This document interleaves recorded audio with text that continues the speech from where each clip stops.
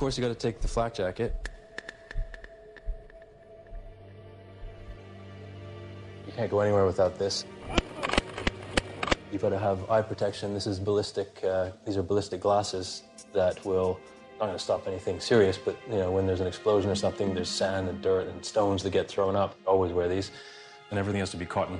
You know, I take some fleece stuff with me to stay warm at night, but you would never wear any synthetic material. It all has to be wool or cotton, because if there's a fire or an explosion, that stuff melts into your skin and you can't get it out. You know, it's in the hospital they use a kind of cheese grater thing to remove the stuff, and you really don't want that. I contacted the confidential hotline that Reuters has for its journalists, and they put me in touch with Anthony Feinstein in Toronto. I fit all the characteristics of the other journalists who'd been in similar situations. I've been covering, if not always conflict, but difficult situations, you know.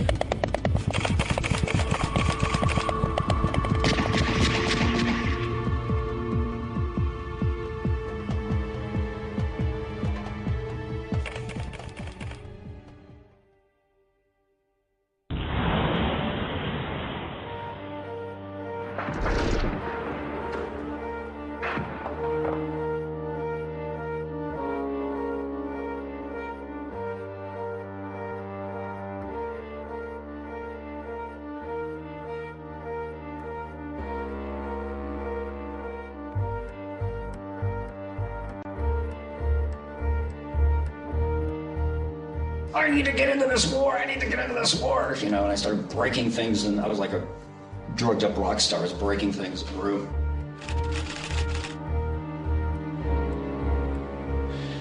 And my foreign editor, a lovely woman, Vicky Knighton, called back and she said, "So how bad is the room?" And I said, "It's pretty bad." She said, "Well, don't worry, John, we'll get you in this war."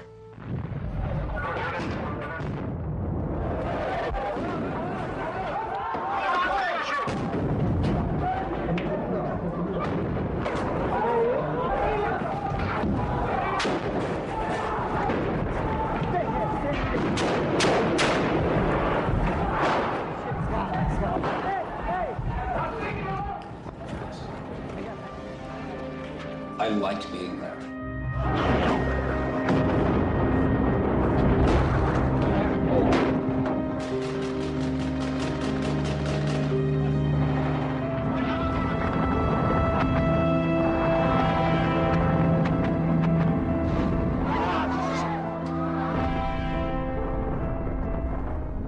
In your book, you wrote about guilt, Yeah.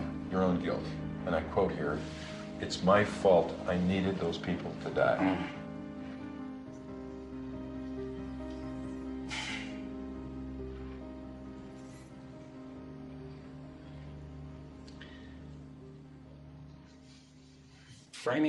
Framing a shot of someone suffering or someone dying or someone dead, it's obscene in some ways.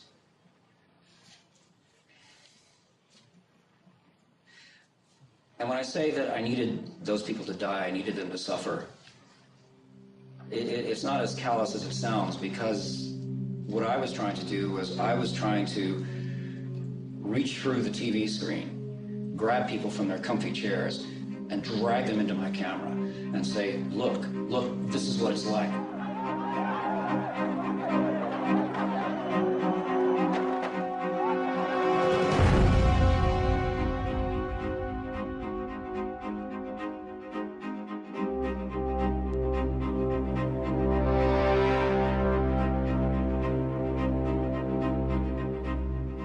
Guys that do the job I do, still photographers and videographers, we're like prophets of destruction, of death, of suffering. And you know, like most prophets, we don't end up too well.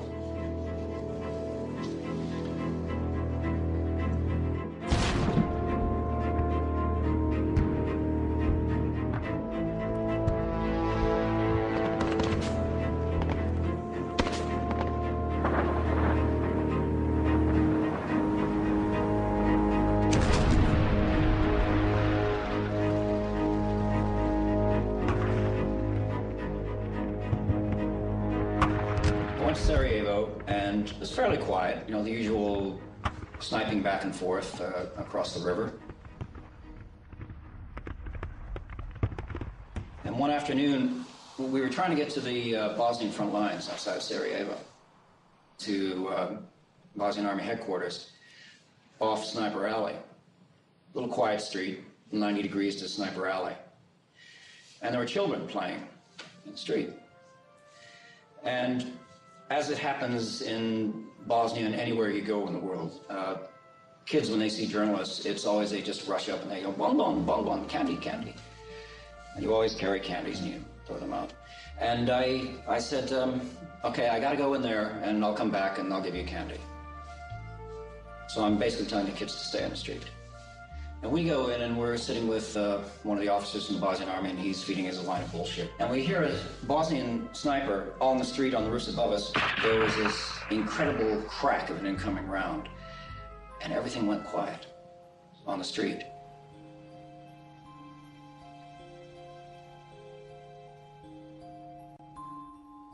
And when you hear that kind of silence, you know something bad has just happened. And I went rushing out onto the street, and I saw a body in the street. There was a little girl lying in the road, and she was the same little girl that I had told to wait so I could bring her candy. And she had taken a shot through the neck, and she was bleeding. And people started to come out and pick her up. A car rushed up. They threw her in the back, and I'm rushing, pushing through, going to the hospital, because we had heard she had survived. I got there and said, we want to see the girl that was shot. And I said, oh yeah, come. So we're walking down a hall, and I notice the operating rooms are this way, and we just keep walking down a hall. And he opens the door, and there's a room full of bodies in there. And Marina's lying on the floor.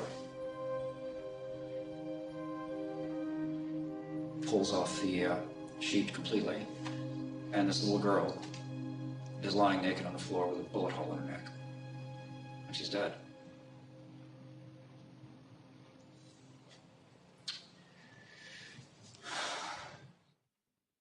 I was actually in pretty bad shape, and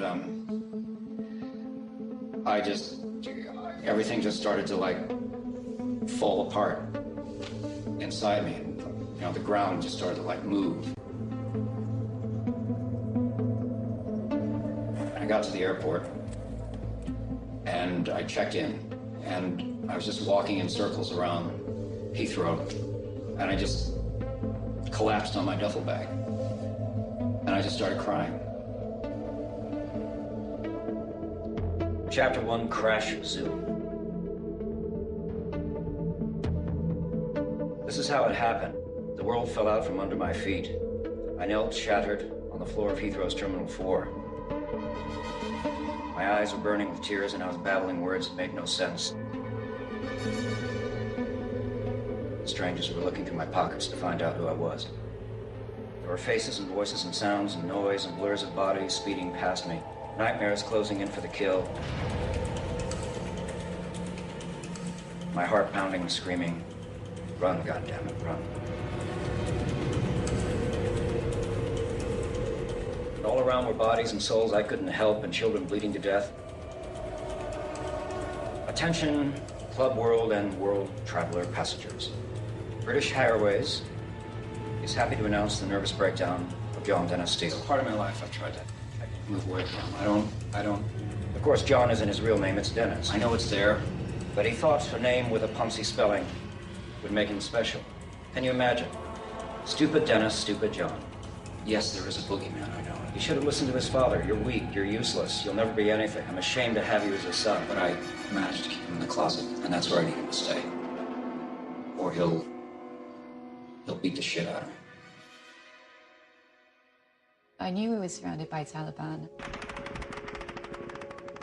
It seemed really, really stupid to die in that field in Helmand, that muddy field, for nothing.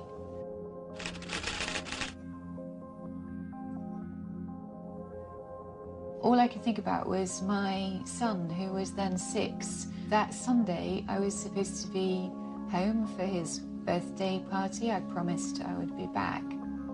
After dropping off my bags at home, along with some Starbucks croissants from the airport, I'm drinking my first decent cup of tea in a month. We drive to Sainsbury's to buy ham and sliced bread. I have to make ham sandwiches for 27-year-olds. I make twice as many as anyone will eat, buttering slice after slice of bread with great purpose. Then I take them and a cool box of drinks to nearby Palewell Park, where we're having a football party.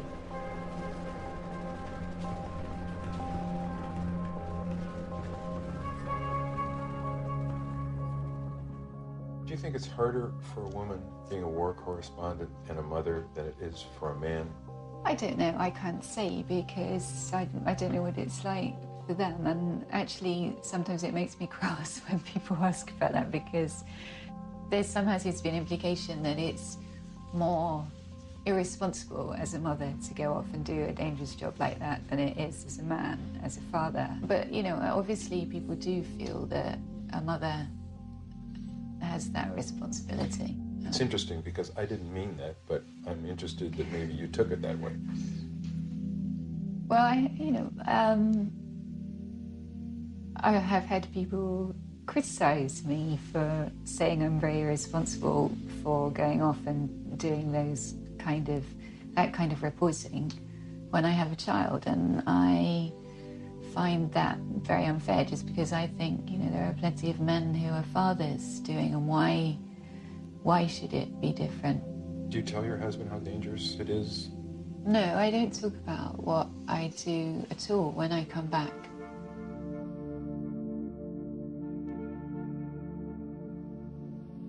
I think all of us women that have reported in Middle Eastern countries and have been in crowds are used to being groped, and we develop quite sharp elbows to try and elbow people out of the way. I always dress really conservatively, respecting the local culture. I cover my head, I wear baggy clothes and kind of try and hide the shape of my body really in those places. And yeah, it is an issue. We were just running, and it became really scary because every direction we ran in, firing was coming. It was very clear quickly that we were surrounded by them. And what was also really frightening was that the soldiers I was with were quite clearly scared, some of them. And I mean, they'd never been under fire before. I realized then I'd been under fire much more than any of these soldiers.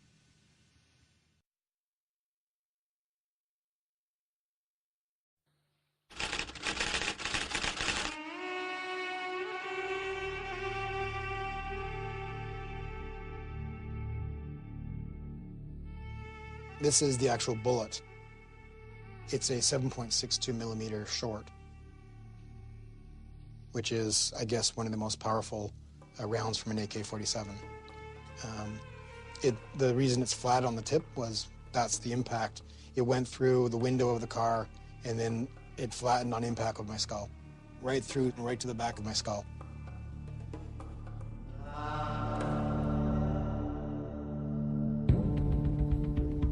It used to be once upon a time that you could put press up on your window and you were fine, you'd be safe.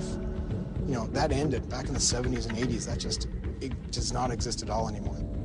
We've been fighting our way into Freetown. Miles Tierney was my cameraman. David Gutenfelder was chief staff photographer for the bureau in Abidjan, the West Africa Bureau.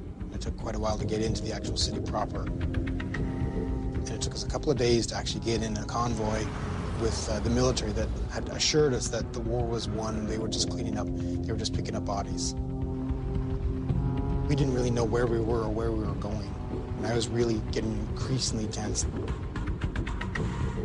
We reached a point at which there was a rebel checkpoint, and the rest of the convoy went up ahead, and our car stopped.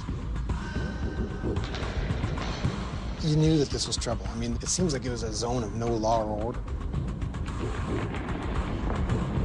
These kids, 4 of them, you know, they were 13, 14-year-old kids. One of them, it was a kid in flip-flops, and he was in American jeans and a camo jacket.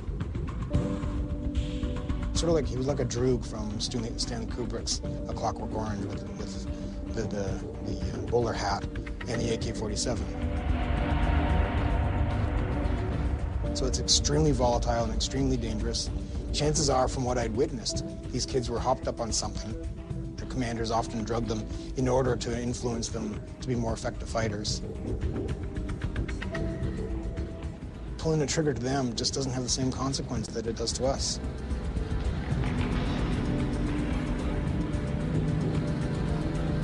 And one of them just unloaded his entire AK-47 clip into the backseat of our car.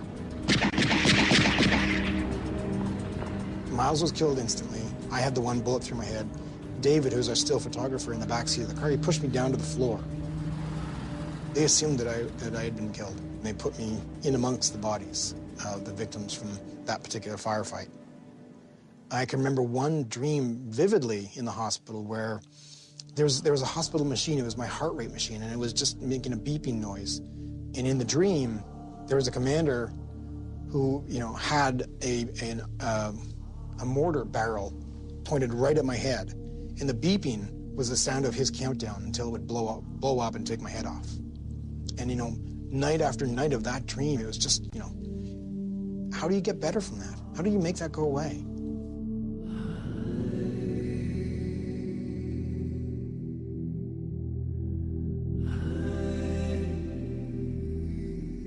That was my own self-imposed therapy, if you will.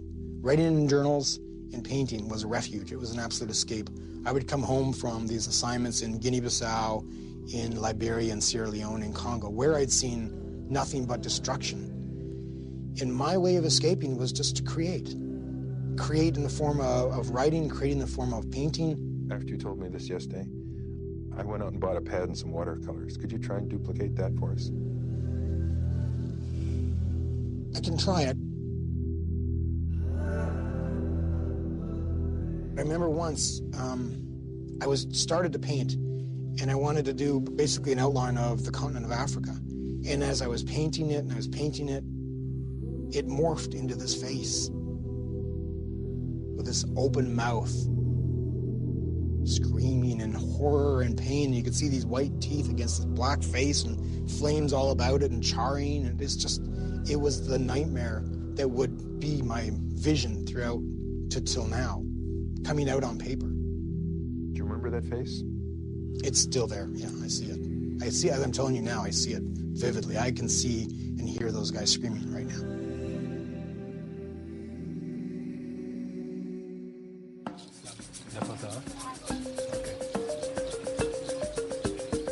C'est bon?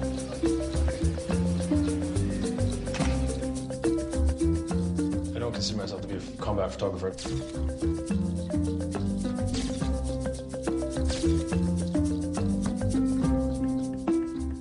In terms of pictures that I think have worked in the sense of there being something captivating about the expression or the look on people's faces. The one in Congo with the woman with the orange shirt and the spiky hair, and the woman with her hands folded in the refugee camp, worrying about having lost her sons, and also the world press photo of the mother with the child's hand on her mouth.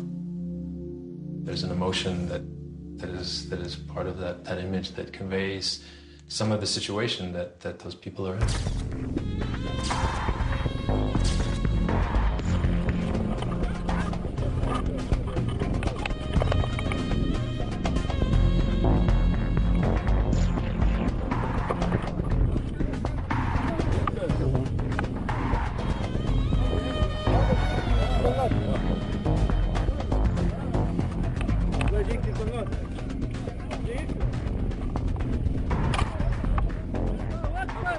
Hey, how you doing? Finbar, Reuters. Oh, hi. Yes. I think we maybe met in Kandahar somewhere. Yeah. You were there in November, right? I think we met you there.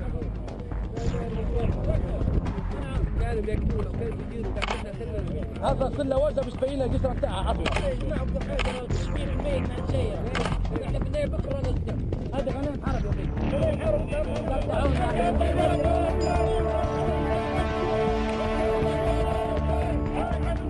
Having a camera, it's a bit of a shield that allows you a certain distance from things, even though in photography you're trying to get close and intimate, but you're doing that through a filter, through a lens.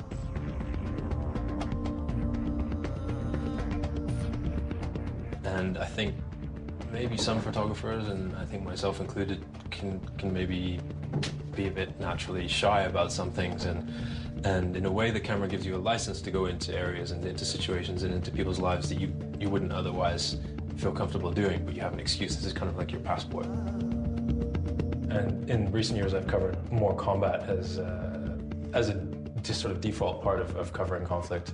I found myself in situations where there is fighting, and certainly in Afghanistan.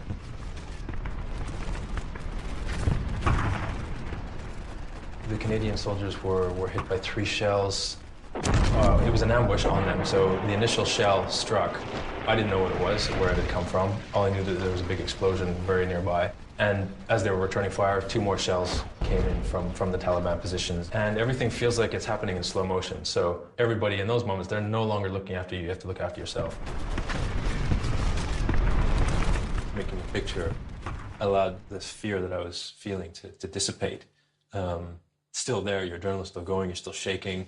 When you try to run, your legs give out and you fall down, and that's exactly what happened when I tried to leave that position. This is the obvious question, why do we do this kind of thing?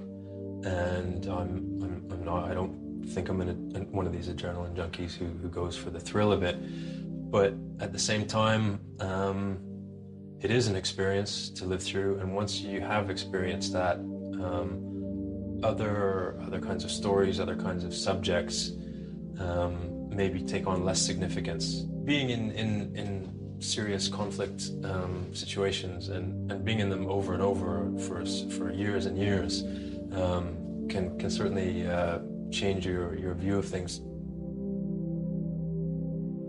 When I just came back from this most recent assignment, I remember I flew straight to London. For probably the first week or 10 days, I almost felt disembodied from myself, like I was floating outside myself, and I was watching myself moving through the streets or talking with people, but I wasn't really there. And I couldn't really feel like I was back in this place where normal things happen.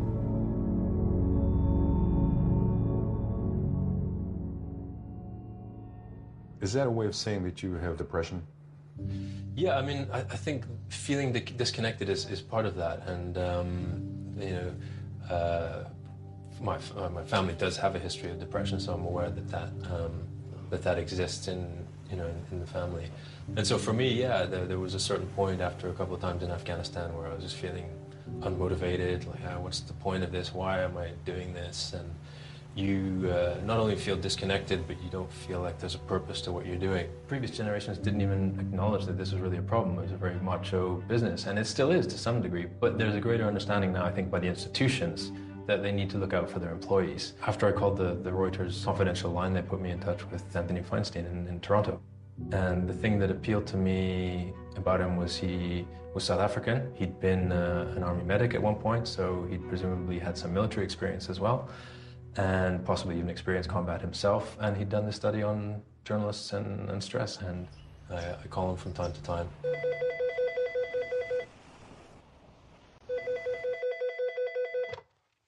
Hello? Hi, Anthony. Hi, Finbar. Yeah, hi, Anthony. How are you doing? Good. How are you? Not too bad. Can't complain. He is one of a number of journalists who, over the past 10 years, I've counseled with respect to emotional responses to war. And given that this group of journalists are widely dispersed, I've started giving therapy over the telephone. I've given counseling to journalists in Africa, to Europe, throughout the Americas, to the Middle East. So over the past 10 years, it's really been almost a worldwide geographic phenomenon. You put it out of your mind and you just hope nothing happens. And the weird thing that I kind of realized last time I was there is that, so many guys were getting hurt, and there were so many IEDs every day. When I was there, there was an IED that blew up pretty much every day within a kilometer or so of the base I was at. I don't know if you've encountered that ever before with people. It's either denial or acceptance, I guess, in your mind. And yeah, I think it's impossible to remain in a constant state of hyperarousal. I think, the body habituates to it, and then in a sense becomes the new reality.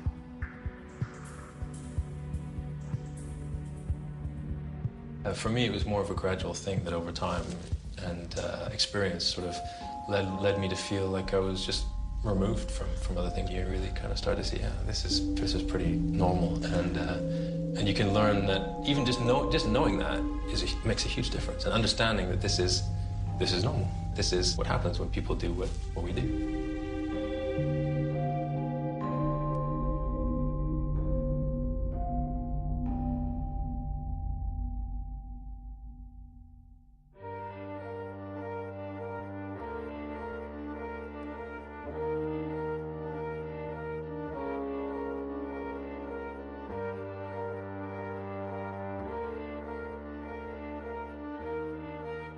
There was no such thing as post-traumatic stress disorder. We didn't know what it was. We called it, I need a drink, or I need a joint, or I need a line of Coke or something. I need something. We didn't call it PTSD. And there was also this sort of tough guy thing. We're all right. Yeah, we're fine. We're fine. There are guys in this business who are on their third and fourth marriages. There are guys in this business that are alcoholics, drug addicts.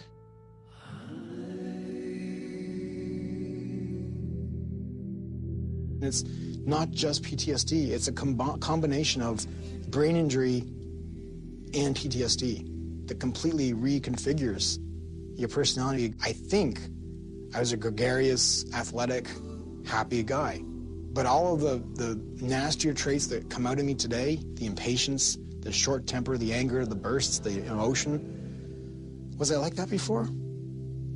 I don't know. And I really, I want somebody to tell me who I was before this injury.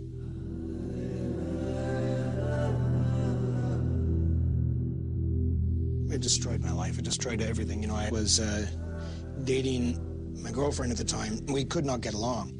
I didn't want anything to do with her. I'd come home and she'd be there, and I just wanted to go outside. I wanted to be by myself. My lifestyle is brutal in relationships. I can't maintain a serious relationship for very long at all. You're constantly on the move. There's no sense of being anchored to a place where you can actually have a life. I was home in Dakar for maybe 6 weeks last year. Just arrived at the Musikela district center. Today is my first day in Kunjak, patrolling through the town of Nabuk, waiting at a camp called Bastion. I've got to turn around and go to Libya, so I need to make my way as quickly as possible to Libya. I've been in Benghazi now for a couple of days. I traveled down to the front line today. I drove 6 hours to Tobruk. Our team decided to pull out across the border to Egypt. Well, this is the front line in the Libyan conflict. Well, today is my last day in Libya. After 3 weeks, I'm pretty much ready to go home. I've had wonderful relationships that have ended because of what I do, and the difficulty of maintaining a long-term, serious relationship has proven too difficult for me to be able to do. Well, I think it is very addictive because obviously you're, living on the edge like people that do dangerous sports, and it is very exciting. And you just keep going to these places. You're like running away, and you just can't keep running away from your life.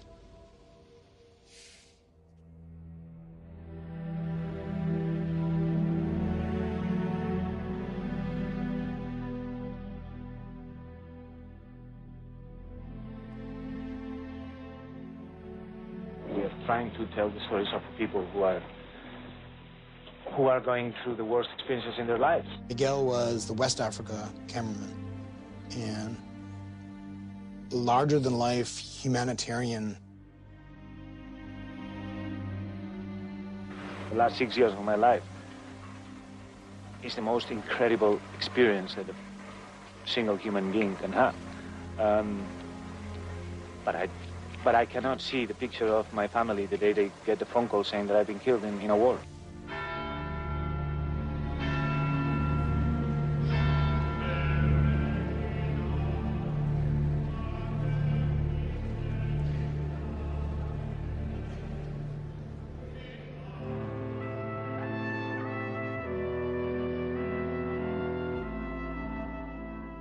Miguel was so wonderful and so dear to me. And the fact that he'd been killed in such a similar way as that when I was ambushed, that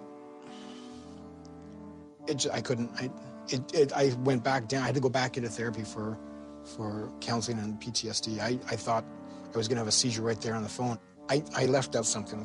I don't know how you can jump around, but the night that was really restless and I couldn't sleep, the dream I had was Miguel, and he was alive. But he was on a red, dusty street in Africa. And I remember he was like calling out to me to, help me. Ian, help me.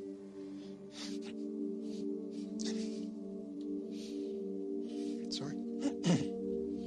And there were vultures that were pecking away at his flesh. And then I just woke up. I think that was Miguel saying goodbye.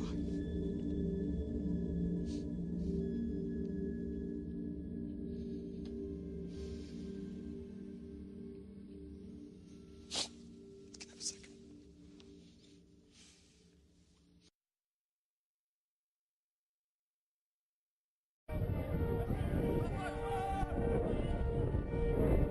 Line in the Libyan conflict. It's a pretty messed up place. Just rebels running up and down the road until they get shot at and shelled and bombed.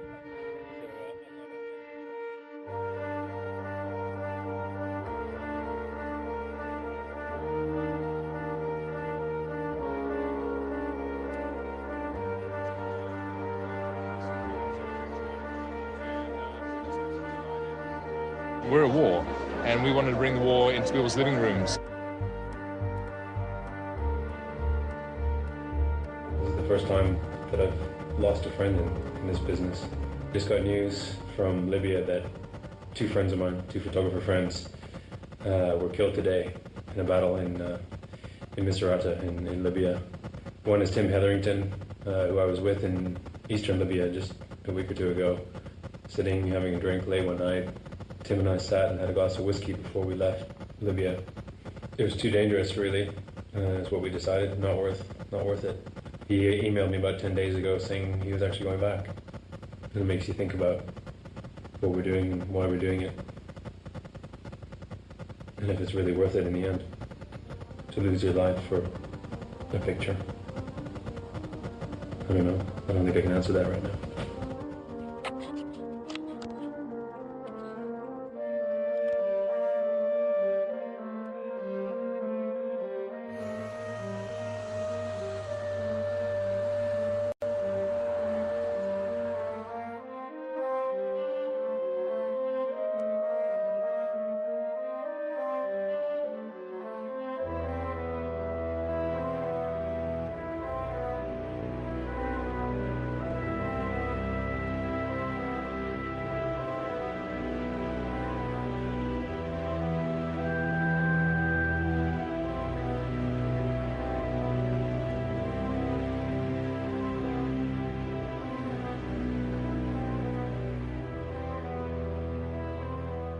I think we're more of a target even than soldiers fighting there, because the death of a soldier was no longer a big story anymore because it was happening so much, whereas a journalist being kidnapped or killed would still make headlines.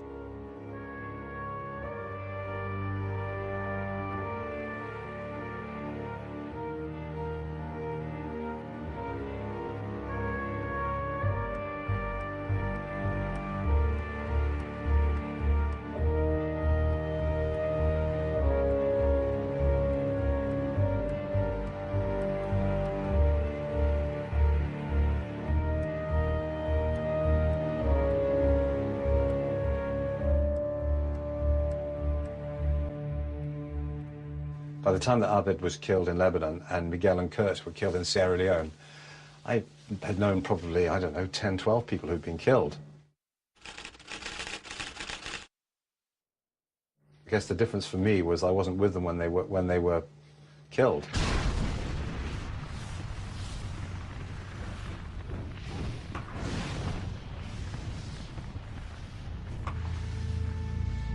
Oh my God.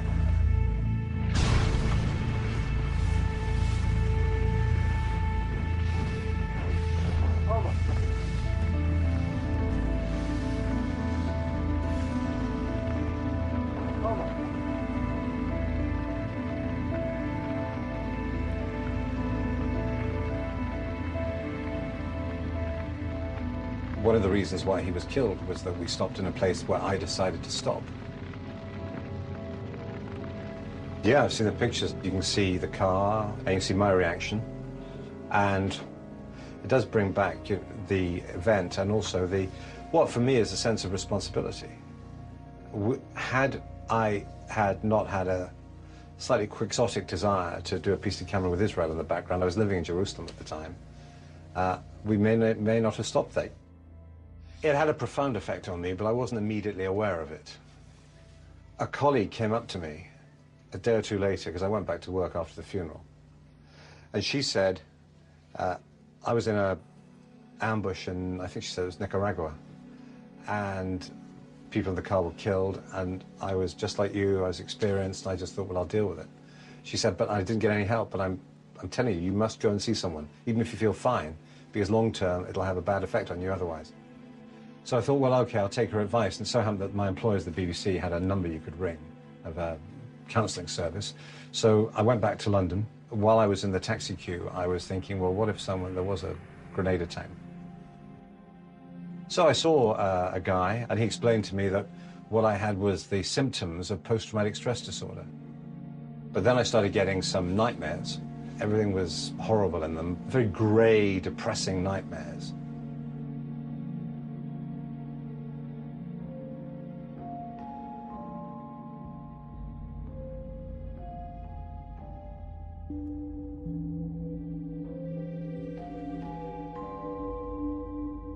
Oh God, no, not the drowning dream. Please, not the drowning dream. Tick-tock, tick-tock. And me grabbing the arms of the chair, but feeling the water rise up my legs and over my body and round my face. John, you're suffering from acute post-traumatic stress syndrome. You need sleep.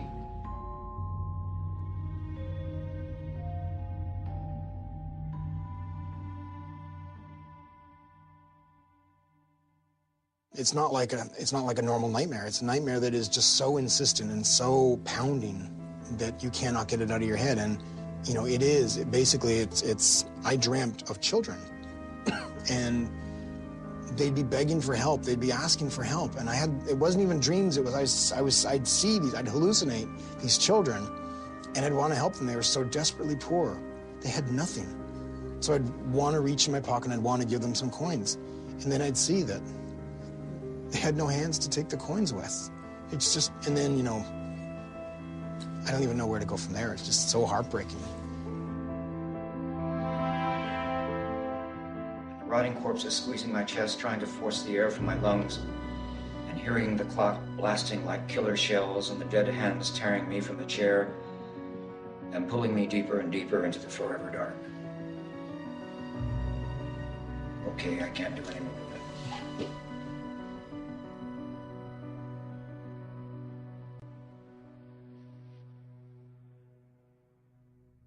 You know, I was witness to and participant in grotesque human behavior.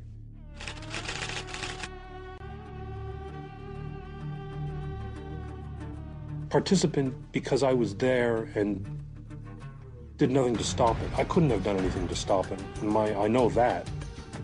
But because you are there and can do nothing to stop it and therefore do nothing to stop it, you feel part of it.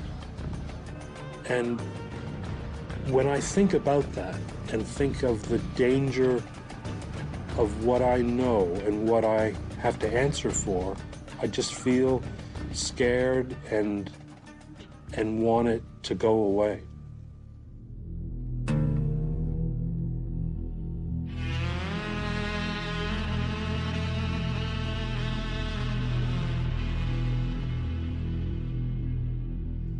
Most people who overcome things have a will that makes them tougher. Was that the experience with you? I think so. You know, I just wanted to play ice hockey like all the other kids, but this was a big problem. When I was with my mother, people would sort of stop her and say, oh, complete strangers come out of nowhere in a shopping mall and say, oh, it's too bad about your son. And, you know, she would have to explain, this is not a big problem. It could be much worse. And, you know, you're a kid and you're sort of listening to these things and realizing that the world thinks what you take as as either meaningless or, if anything, a small problem, as some sort of terrible thing. Has that ever affected you covering wars? I have a sense that I am always trying to prove myself. I'm still doing things that I really ought not to be doing at this age, because I don't want anyone to say, you know, his time has passed.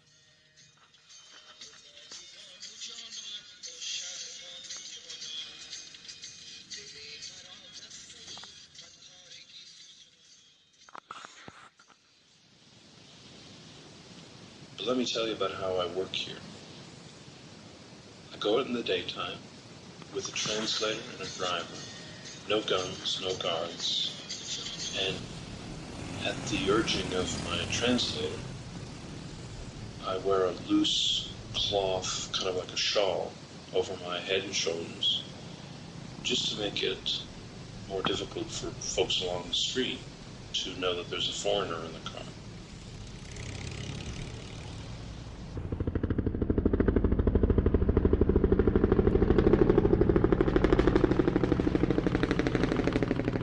A Black Hawk helicopter had been shot down. When this happened again, a couple of weeks later, after an all-night battle, scenes which were portrayed in a movie many people have seen called Black Hawk Down. The Somalis working for me, one of them came to the hotel that morning. The city's still, you know, there's fires burning and smoke rising from tire barricades and burnt buildings and that sort of thing. Said they have a dead American in a wheelbarrow. And I said, we have to go and get pictures. And he said, are you crazy? There's no way you can go out in the streets right now. The place, he said, I was terrified coming here, and I'm Somali. If they see you, they'll kill you in a second. And we went looking for this corpse in a wheelbarrow. We had gone from place to place, and literally, at this point, have been going down main avenues, stopping one block after the other, saying, have you seen the dead American? You know, the driver of the car was upset because we had pushed it way past the limit. You know, I don't speak Somali, and when people make threats against me, usually my translator doesn't tell me so as not to make me upset. But these guys had heard things which made them terrified, and I just assumed we had failed. And suddenly he made a U-turn around a boulevard that ran up the middle of the street and made a quick turn down a side street. He had seen, and no one else had, a small mob and figured this must be the people we're looking for. So he got out of the car and said, Game is here, he wants to take a picture, is that all right? So I was fairly well known in the city because I have one hand, and I had a Somali nickname, which is Game, which means the man with one hand. If I say the word staff sergeant, what does that mean to you? That is William David Cleveland, an American crew chief in a Black Hawk helicopter whose job was to man a heavy machine gun in the door of a Black Hawk, protecting troops. We ended up finding William David Cleveland, who was being dragged almost naked except for his green army-issued underwear through the streets of the Capitol. Tell me what you heard. You talk about how you heard something. A voice came into my head, and it was an old colleague, a photographer, Andrew Stawicki. But there was another voice you heard, too. You said, if you do this... I will own... Tell me what the voice said to you.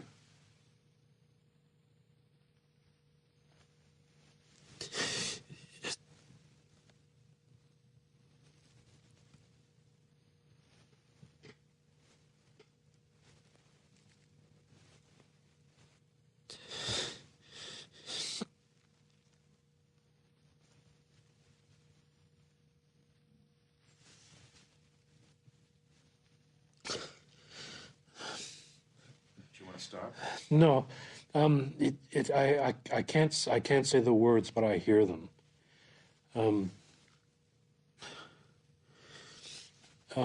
He did. He said, if you do this, I will own you forever. And I spoke back to him in my mind, and I said, please.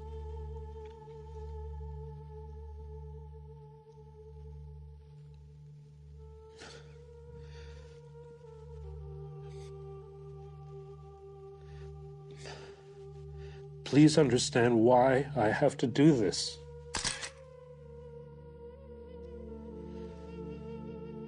And it was because of what I told you, that,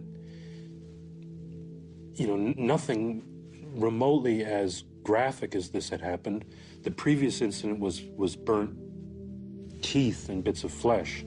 No less horrific, but certainly not the full corpse, identifiable corpse of an American.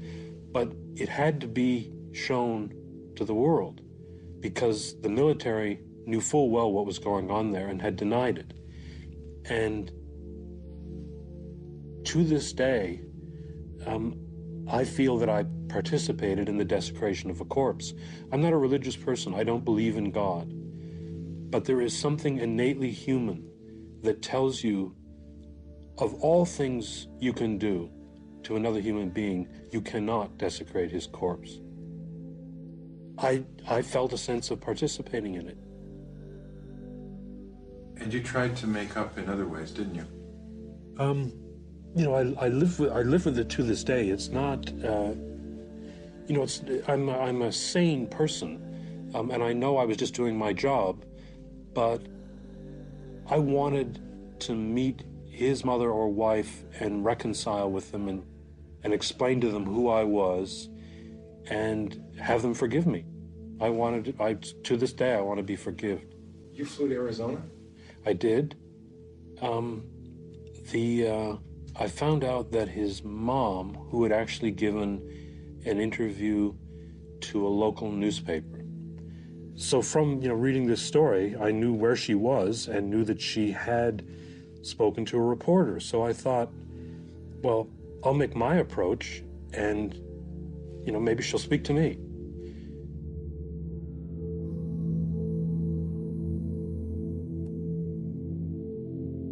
I got a call late that night from her son in another part of the U.S. who was livid and said, "How dare you phone my mother and dredge all of this back up?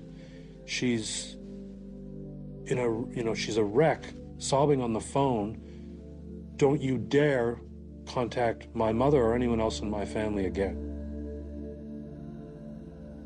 Could you give me words to describe, just words, why you were doing this? Guilt. Misplaced, perhaps, but guilt. And I wanted to, you know, it's not a pain as much as it is an imprisonment. You're just locked in a place and you cannot get out of it.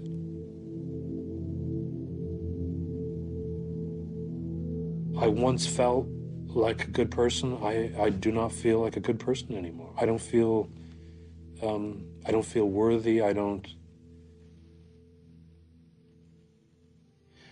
want to be set free, and I thought they could set me free.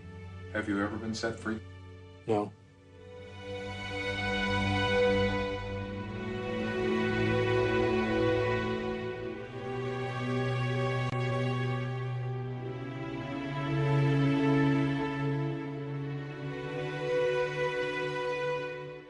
I don't like it when journalists make it sound like the job ruined them. My theory is that there's something in my personality type that drew me to this sort of thing. And I think anyone who does this for any length of time is drawn to it because of their own personality flaws.